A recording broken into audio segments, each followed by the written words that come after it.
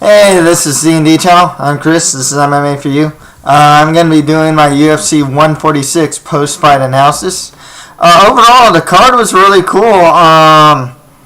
The main card was pretty much a lot of quick finishes. That was pretty good. The undercard was great. Some decisions, but not too many super boring fights. Really, I was pretty much into all the fights. A lot of cool finishes as well. A lot of dominations as well too. As far as pick skill, I didn't do great in the picks, especially with the prelims. I was 1 of 7. Thankfully, I managed to get 5 out of 5 in the main card. I mean, it's still not great. It's still 6 out of 12. So it's not bad, or it's not too terrible. Some fights, though, a lot of underdogs won. So, the Barboza one surprised me big time. I want to get into that. I was actually just angry about that one, to be perfectly honest with you. I was getting out of fights. That Breno kid sure got a lot of camera time. I mean, up until this fight, he was a huge story coming into this fight, and he was just all over. In the main event, they showed shots of him a lot of times and whatnot. So it's a really cool story there as well. Let's as of right now, I don't know who got KO of the night, submission of the night, or a fight of the night. I would guess I liked Mike Brown Pineda for fight of the night. I hope that gets fight. That was a cool one. Knock of the night could have gone to a lot of guys though. Jeez, yeah, I could have gone to a lot of guys. Hardy, Nelson, Varner. Submission could have got probably Sass, but Glover's wasn't too bad. Struves wasn't that bad either. Let's just get started. Okay, Junior dos Santos beat Frank Mir by TKO in the second round. It's really I hate to say this, maybe because Frank Mir gets hit a lot these days, but it's kind of funny almost to see Frank Mir get wobbled. He gets hit a lot, and it's very whoa, you can tell his equilibrium is just not there. Now, obviously, that's what happens. Obviously, it just with him though in particular, it's really funny to see sometimes. Maybe because I guess the reaction to getting rocked. Some people, they have so a lot of people. For him, it comes off kind of funny to me, I guess. It probably shouldn't, to be honest. Dos Santos, he's just, man, his hands, they're so fast, He's in, and he's out. He punches before Frank Mir can counter. Santos is out. One thing I noticed with Frank Mir, especially since he bulked up, is that, he seems really slow. I don't know if he was always this slow, but he comes off very slow now. That's the thing. With Mir, he's just got to climb the ladder again. He can beat a lot of guys, and has. And there's still very interesting fights for him. Verdum. I still want to see Josh Barnett, Frank Mir. I think that's a fight I'd love to see. They might give Mir one of the losers here. They might give him Antonio Silva, Dave Herman, Del Rosario, or LeVar Johnson even. There's a lot of fights for him still. And with Dos Santos, I'd like to see him against Overeem. That would be really cool. Or Cormier. That would be very cool as well. As far as the guy who I think will probably give him the most trouble, it's probably going to be, in my opinion, it's Cormier, Olympic level wrestler, and his hands are just getting so much better as well. Cormier just looks like a guy that can take anyone down these days. Low center of gravity as well. I can see a rematch of Velasquez happening, especially the way he pretty much dominated Antonio Silva. It's just it's a good fight. I wouldn't mind seeing it. I think if Velasquez comes in relatively healthy, not coming off some long layoff, I'd like to see Velasquez versus Dos Santos too. I mean, preferably I'd like to see a second fight or Velasquez get another fight before fighting Dos Santos, but it's just considering the time, Cormier's still on Strikeforce, considering the time that Overeem's suspended. I don't think he's going to fight Dos Santos soon. My guess is that he'll probably fight Velasquez next. There's no one else. Maybe Verdum if he beats Mike Russo, but otherwise, I think Dos Santos Velasquez is gonna happen next. Next fight after that, Cain Velasquez beat Antonio Silva by TKO in the first round. Total domination, took him down and just beat him up. I'm really glad to see that from Velasquez. It was his game for the longest time to do that. When he takes you down, he keeps punching you and just keeps punching you. And that's his game. He does it really well. He did it to Silva, bloodying him out with some elbow. I mean, the blood was just it was crazy. There's so much blood there, man. He beat him up bad. I mean, didn't even stand with him, man. He just went straight for the takedown and ground and pound. Really good stuff from Velasquez. This is the Velasquez I like to see. He came off, and in my opinion, he came off a bit flat against Dos Santos when he first fought. Over here, it's a vintage performance for him. As far as he can fight next, I mean, what's cool is with this card, it's like, oh yeah, Roy Nelson. That's cool. If they don't give him Dos Santos. Roy Nelson works. Even Cain Velasquez, Frank Mir wouldn't be a bad fight either, to be perfectly honest. I like that fight as well. With Antonio Silva, he was originally supposed to fight Roy Nelson. I think he should fight someone along that level. Maybe a Gonzaga, maybe a Del Rosario even. Anyone coming off a loss. What's cool is you can really match up the winners in the main card and the losers in the main card. So it's really cool. As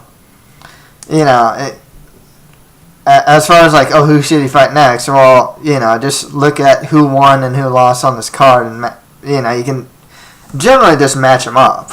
That's the thing. Next round, I thought Roy Nelson beat Dave Herman by knockout in 51 seconds in the first round. Man, that was in the UFC. He did that to Schaub and he did that to Struve.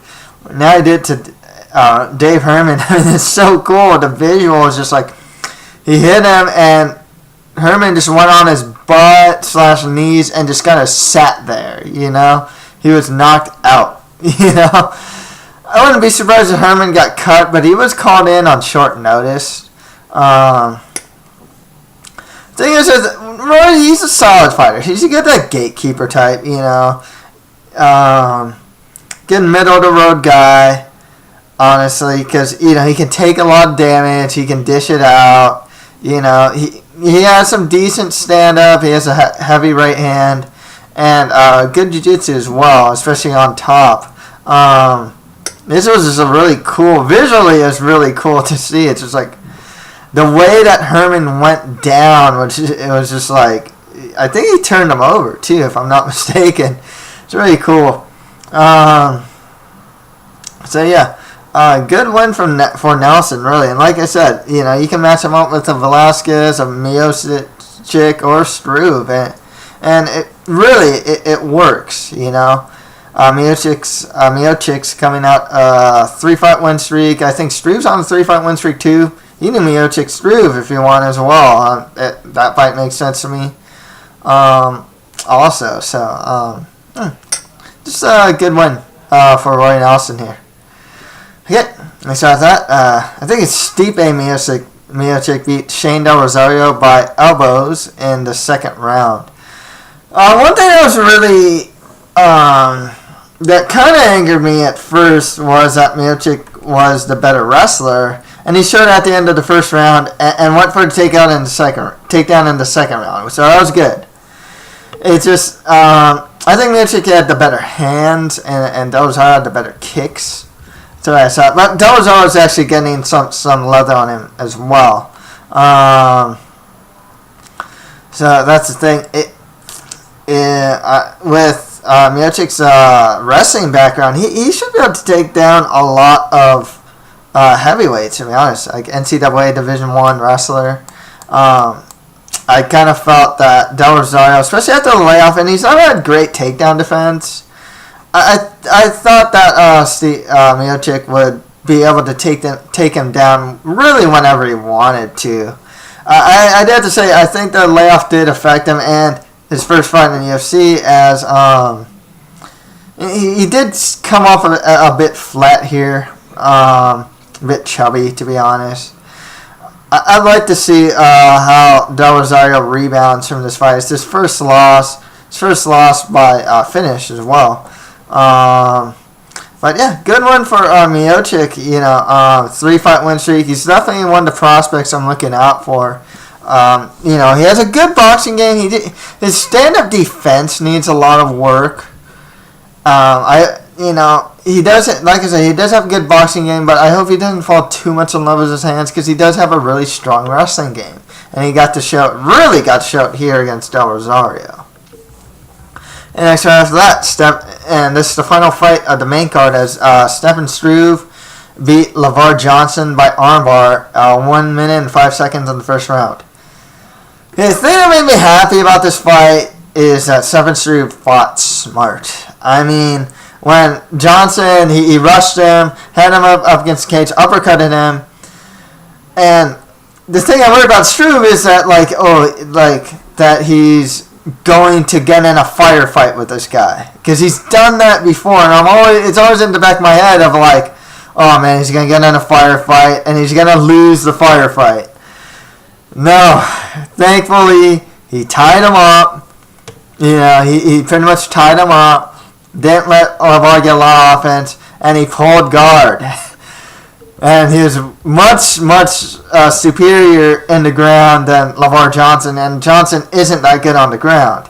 And he managed to get an armbar from the bottom, which really injured LeVar Johnson. He was still lying down in pain after that armbar. So I was just really happy to see Struve fight pretty smart here.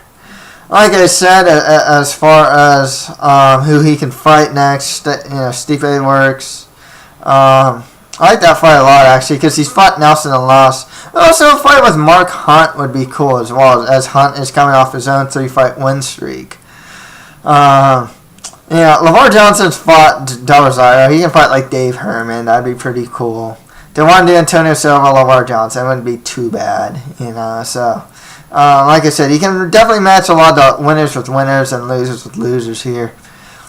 On to the prelims. The only prelim I got correct was Glover Teixeira beating Kyle Kingsbury. I missed all the other ones, but by missing them, it is a great chance for analysis. So, and that's the thing. So, we'll start with Darren Elkins beating Diego Brandao by decision 29-28. It's important to note that because the thing with Diego Brandao is he's definitely a first rounder. He's a guy you have to weather the early storm, and if you weather that, you can get him in rounds 2 and 3. And that's exactly what happened. Diego, he really throws everything he has into his strikes. That's his problem. Even if he fights, it looks like this was one of his more conservative first rounds, to be honest. But it's just he throws everything into strikes. When he sees just a bit of an opening, he really rushes in and he gasses himself out. Once the second round comes around, and especially the third, he's done. Pretty much. Interesting with Elkins, especially since moving down to 145.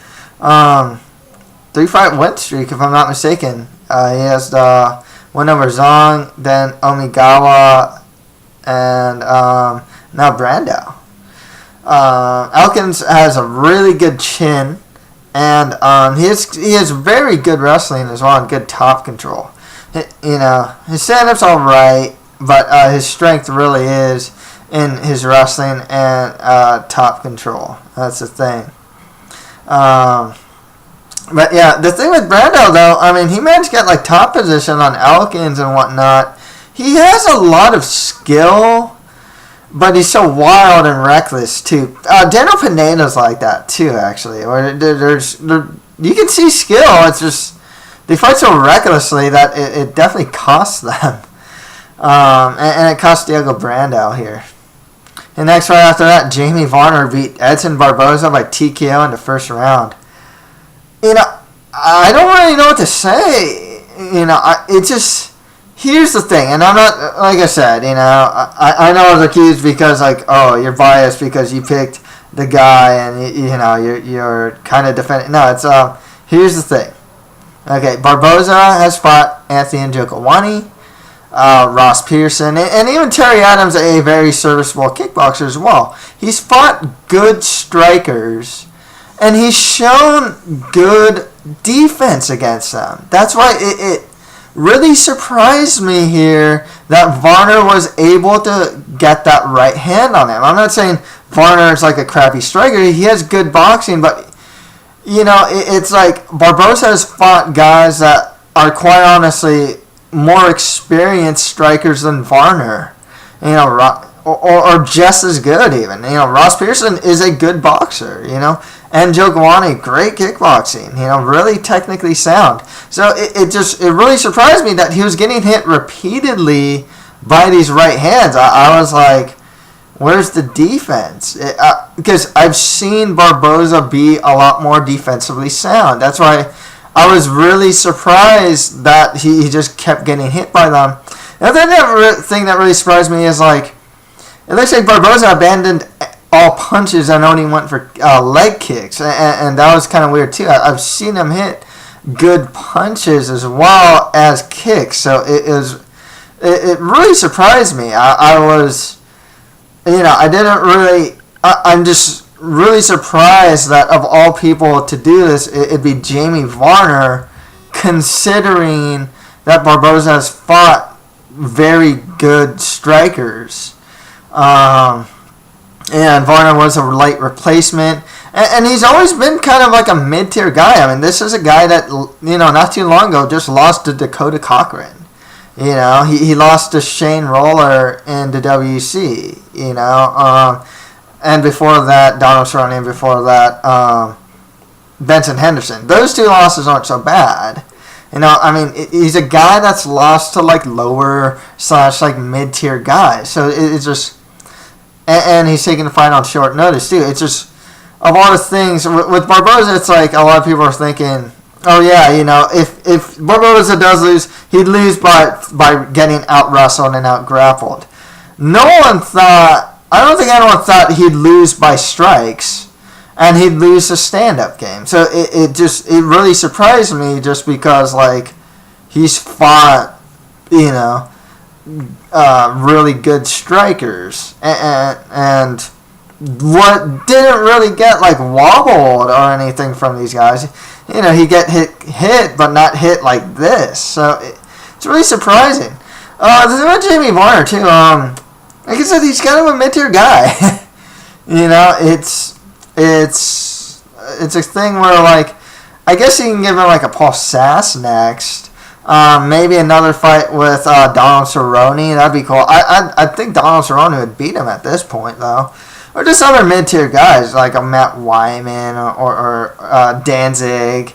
Danzig Varner would be cool. But, it's also, like, what I'm saying, too, it's like, none fight Danzig. It's like, wait, Danzig's kind of like a lower mid-tier guy, and he just beat Barboza. But it's like, I don't know. Obviously, there's a lot of hype on Barboza. And I thought for good reason. It's not just his striking. He's definitely a guy that's trying to improve his grappling game, his takedown defense, and his ability to get back to his feet. So he's definitely an improving guy, too. So that's the thing. So it's really weird. It's hard to say where Barboza is. Is he just another mid-tier guy or what? It's really surprising, just because considering of who he's beaten and who he's fought against. But yeah, with Varner, I would give him some more like mid, maybe another fight with Donald Cerrone. I don't think it's really necessary. But yeah, just give him more mid-tier guys. With Barboza, just back to the drawing board, I guess. He talked about cutting to 145 if he can, and he's comfortable with it. Maybe he should. I mean, this is definitely one of those losses. I mean, yeah, he can come back from, but, it's a pretty tough loss. It really was one of those losses where it's like, in the sense of like, a lot of people didn't think he'd lose. That's the thing. But yeah, it was just really interesting. I was greatly surprised by how that fight turned out. Not just because Barboza, I picked Barboza to win either. That's not it. It's seeing how, once again, seeing as how he's fought against other strikers to get outstruck by Jimmy Varner. It really authentically just surprised me. Not just because I picked him or anything like that. Okay, next fight after that, CB Dalloway beat Jason Mayhem Miller by unanimous decision. Miller should be cut. I mean, he's not a UFC caliber guy. I mean, like I said, he manages to find those overhand rights, but he looks down. His technique's really bad, and like I said, he's kind of clumsy. to be perfectly honest, I thought he'd have the stronger ground game, but it's just one of those things where it's like, it's like he didn't really try to recover full guard or anything like that either. He'd let CB Dalloway just take his back, and really, like, it just really surprised me, that like Miller's a Brazilian Jiu-Jitsu black belt. But, he didn't even really recover guard. He was in these really odd positions where he got him in like a headlock. And just these very odd positions where I was just like, he just didn't, he didn't really come across like a UFC caliber guy. CB Dalloway, he's definitely a lower tier guy. He has good wrestling and good top control. His stand-up needs a lot of work, especially his defense.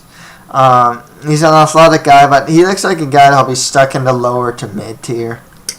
He's a decent fighter, just UFC caliber enough, But, yeah, with Dalloway, he should just, if Cantwell's still around, let him fight a Steve Cantwell, or like, geez, I don't know who else. Just lower tier middleweights. With Miller, I think he should be cut, to be honest. I like the guy, but it's frustrating to watch him fight, to be perfectly honest with you. It's he's so clunky. It's like he's so... I think part of his problem is he's so excited. He's really emotional or something, because like, it's like he forgets to breathe or something like that too, because his cardio always seems to really wear down as the fight goes on. But yeah, that's the thing with him. If he stays, it'd be cool. I wouldn't mind, but like, you're gonna be hard pressed to find anyone lower than CB Dalloway. That's the thing. Next one is that Dan Hardy beat Dwayne Bang Ludwig by knockout in the first round. That 1 year layoff really did Hardy well. I have to say, he's just a little more composed. He's still eating a couple big shots from Bang, though. Some knees are pretty stiff. Some of the counter punches that Ludwig would throw, Hardy ate those as well. But Hardy, he faked the jab and went for the left hook. It was really good. Really textbook there. I really like seeing that. If he can fight guys that stand and bang with him, he'll probably beat him. I can see him give Hardy like an Amir Sadala, to be honest. Anyone that wrestles with him, I think, or that can take him down, will probably beat Hardy, to be perfectly honest with you. Hardy, I don't know if he's improved too much in his skill set, but more so that he came off I guess he came off composed really well. One thing that's really bad about him is when he punches, when he brings back his punches, he definitely, Rogan pointed out, he definitely takes a lot of time to do it. And Ludwig manages to find those times and counterpunch him. That was the thing. So he's always has that like liability there, or that opening there.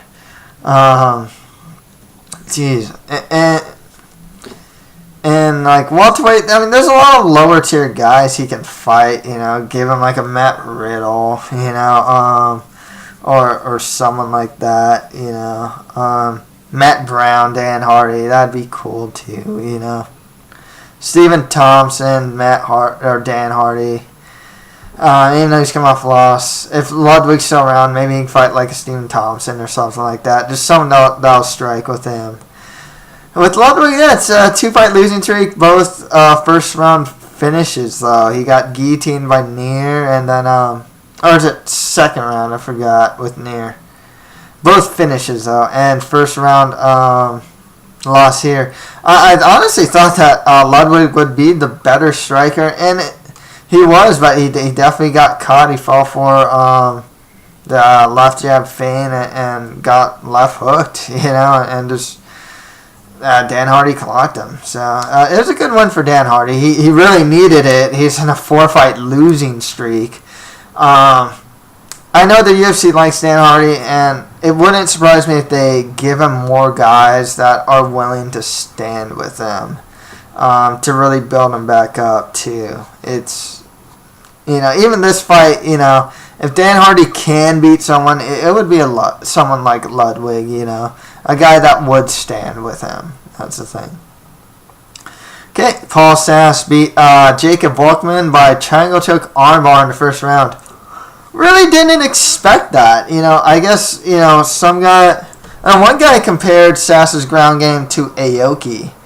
And I don't know if he has a rubber guard game that Aoki has, but his triangles and leg locks are really deadly. Really surprised, actually, that Volkman, because he's a good grappler himself, that he fell for it, you know. You know, I don't want to rain on the Sass. I like Sass, and I like that he was so humble after the interview, but, like, we've seen with Maya, it's just one of those things where I can really see fighters either keep the fight standing, or if it does go to the ground, they're going to make sure to have their hands on his chest now and be extremely defensively sound. I have this feeling that Sass's style will eventually get exposed. I don't want to rain on his parade, because this was a great win over a guy coming off like a 5-4 or 5-fight win streak as well, you know. But like I said, and you know, the way he set it up, just, you know, that low opening. Oh, Volkman's hand is on the mat instead of on his chest. Okay, triangle right there. I was like, wow, he found that. That's amazing. You know, and Sass is a guy that's willing to pull guard. With Volkman, you know, he just kind of, you know, like I said, he had a big win streak. His wrestling's really good, and he generally has really good top control, so he'd give trouble to a lot of guys that can't handle his game. But you know, Sass managed to pull out that submission. But like I said, like, I'd like to see Sass. Yeah, you can fight a guy like a Varner or something like that. That'd be pretty cool. Jeez, who else is in the division? I always say like the same guys. I'd like to see him fight like a Thiago Tavares or Rafael dos Santos, just to see how he does against another Brazilian Jiu-Jitsu black belt. That'd be pretty interesting as well. The thing with Sass, like I said, you know, I don't know how long he can keep doing this and, you know, expect to win. That's the thing. I mean, you know, I have to start to think, you know, to think that, like, his next opponents are going to just be so savvy to the fact, oh yeah, he's going to bring it to the ground. Okay, arms on his chest, you know, hands on his chest, you know, watch my neck, watch my arms, get up when you can, and beat him up on the feet or something like that. That's the thing. But otherwise, he's has a really good win streak right now, undefeated. His Brazilian Jiu-Jitsu game is no joke, for sure. And there's some good fights for him. Like I said, I'd like to see him against a Thiago Tavares or a Rafael dos Anjos because they're Brazilian Jiu-Jitsu black belts. And I'm curious to see how he'd do against guys like that. And next round is that Glover Teixeira beat Kyle Kingsbury by arm triangle choke in the first round. Utter domination by Glover here.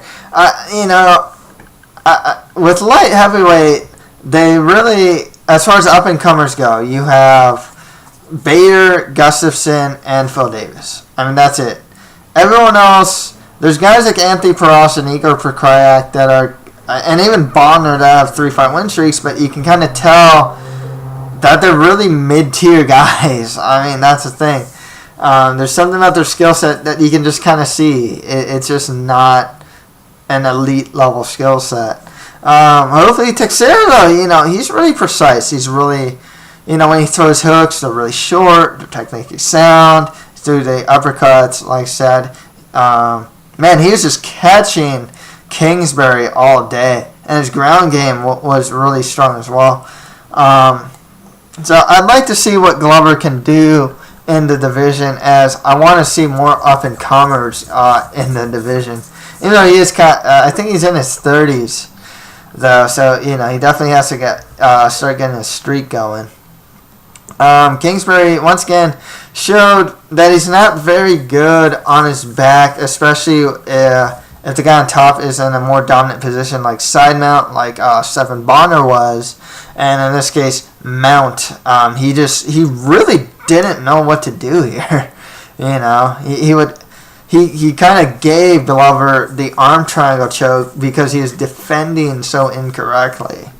That's the thing. Granted, you're getting punched, so, I mean, I'm armchair quarterbacking here, obviously, but, that's definitely one of Kingsbury's bigger holes. It's definitely his ground game. I don't know, he's coming off a 2-fight losing streak now. I don't know if they're going to keep him or what. But with Glover, I'd like to see him fight like Igor Prokrayak, Anthony Peros. That'd be pretty cool because they're coming off win streaks. The winner of Jimmo versus, I forgot who Jimmo's fighting, to be honest. Or the winner of like Tahuna versus Vera. That'd be cool as well. There's some good fights. That group of like mid to lower tier light heavyweights would be good next fights for Teixeira. Okay, and finally, Matt Brown beat Daniel Pineda by unanimous decision. Really fun fight, man. Pineda, like Brandao, he doesn't have the gas tank issue, but he does have the recklessness issue. One thing is, like, when he punches, he really lunges. And when he had Brown, like, caught on the ropes in, I think, the first round, one thing is, like, when he punches, he goes forward, and that allowed Mike Brown to really drive for that takedown. Mike Brown seems to have got it back, though. He was definitely the more technically sound fighter here, whereas Daniel Pineda was more of like reckless risk taker type. Some of the sweeps from Pineda were really cool. Well, he even took the back in the third round. That was cool as well. This is definitely not a loss that really hurt Pineda too bad because he fought really well as a fight tonight, and he showed some really cool skill. Mike Brown's actually coming off a 2-fight win streak, so it's really good. And Pineda was definitely an up-and-comer, that was really impressing. And he even impressed in this fight as well. Brown's definitely got the experience, and like I said, he's a technically sound guy. That's the thing. You don't see him really getting into firefights. He really knows what to do in the cage. At 145, you can give him, like, who's there? Like, the winner of Yuri Alcantara versus Hackman Diaz. I suppose you can give him like the winner of Hioki versus Lamas. I don't know if that's a great fight. I know Cub Swanson's fighting someone as well. And I forgot who. Jeez, I wish I remembered. There's some good fights. The winner of Siler versus Joey Gambino even. Because I don't really know where Brown you can really put Brown, because Aldo's a champ. He got beat pretty bad by him. Brown's a good fighter.